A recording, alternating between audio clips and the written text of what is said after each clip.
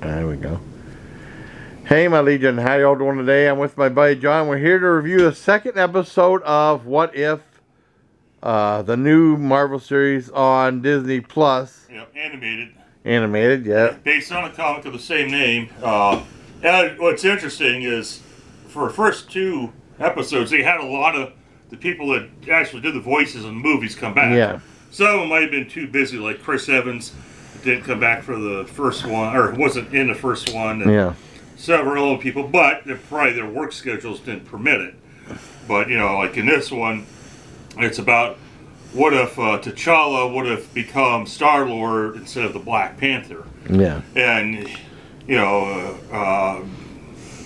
Boseman, this is one of his last things he did before he passed away. And they had a big dedication to him at the end of the movie. They got a little choked up. They had Michael Rooker. Oh, definitely. Kurt Russell. Kurt Russell. So they had a bunch of the actual people. Batista. Yeah, they had they came back for the show. So it's kind of neat that they're able to get them because Josh Brolin. Yeah, I used to read some of the comics when we were younger, the what ifs, because they're always interesting to see an alternative time or storyline. Like what if, like the first one was Peggy Carter got this super soldier serum.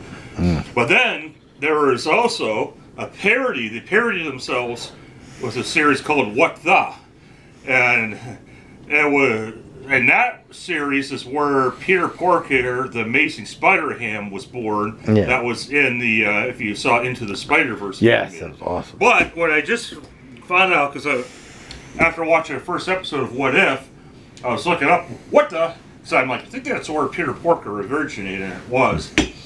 But back in the, I think it was the 60s, they did another series before that, and I bought it on Comicology. They had the whole series. But it's called Not Brand. Oh, my. So. Not Brand, okay. So that was a parody. Let me get a photo of this. Let me get a. I can't get my camera to zoom. All right, here, let me see if I can zoom. Will this work? Okay. Zoom? Probably not. There we go. Okay. Let's see. Who said the comic book has to be good? Not Brent Eck. Features Spider-Man versus Gnatman and Rotten. Oh, no, okay. Iron Man versus Magnet, Robot Fighter, Noxer, Cheese versus Blunder Agents. Oh, that's funny. Yeah, what's it say up here? Oh, okay, let's see. Oh, that's too small. That's too blurry. Yeah, here, let's see. Nope, it's looking below. Yeah. But anyways, so, yeah, that was old parody series they did. And they parodied DC as well. That's cool. Well, they had Gnatman and Ron, or I should say, what was it? Raffinka Boo Boo that Ray Crash Corrigan's version. Oh, cool. Yeah, 1967 to 1969. With the 14th issue they did in 2017, main character For Bushman. So yeah, it was parody their own heroes. Well, it was done by Stan Lee, Jack Kirby, Gene Colan, Bill Everett, John, and Mary Severin and Roy Thomas. Cool. Yeah. And there was lots of humor in this episode, What If 2, which was really cool. Awesome. Yeah, so it's like, yeah, the Superman. So I think they had a list of some of the people that they parodied. Let's see. Probably way down. Way down. No, that was way up. The Friendly Giant. A lot of stuff. Yeah.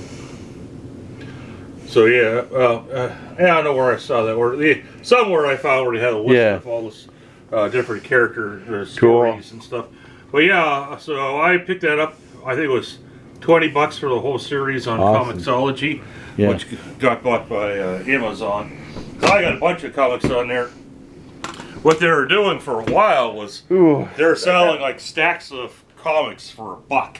So like you had a bunch of it might have been Morbius for $1 and Marvel Horror for $1. Oh, and some of these comic shops are bitching, well, we can't do that with our paper comics, and they wanted Marvel to put a stop to it. And someone else that owned the comic book shop says, well, wait a minute. I don't want that. I don't want Marvel to tell them that they can't sell their comics at what prices they want to, because otherwise they come to my store and tell me I can't sell comics at the prices I sell them at. Yeah. So, but they did, and it might be on their own. Comixology stopped doing that, unfortunately. But because I got to the show late, but I got some good deals on comics. But yeah, What If, I thought it was a great episode. Oh, great episode. And a lot of humor in this one, too. And they're talking about, well, Thanos was talked out of his plan. He said, no, wasn't that just genocide? I said, well, it's not genocide because it's selective. But, I mean, that was really funny. Yeah, and it's like, oh, I know. But it was efficient. And yeah, it was efficient. Saying, it's not just genocide. Yeah, I mean, he was like, it was cool. A lot of humor. That was very entertaining. I give it a 9 out of 10. I really liked.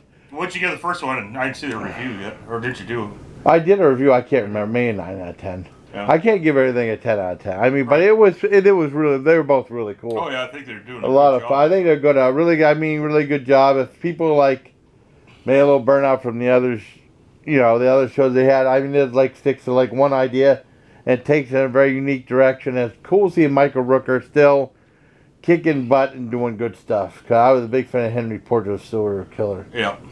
Some of his other movies. So, yeah. So that's our review of episode 2 of What If. I'm not gonna say we're gonna do every review of every episode, but I was here, John. We both watched it. So I hope you liked the review, everybody. Till next time, please take care of my Legion. Awesome.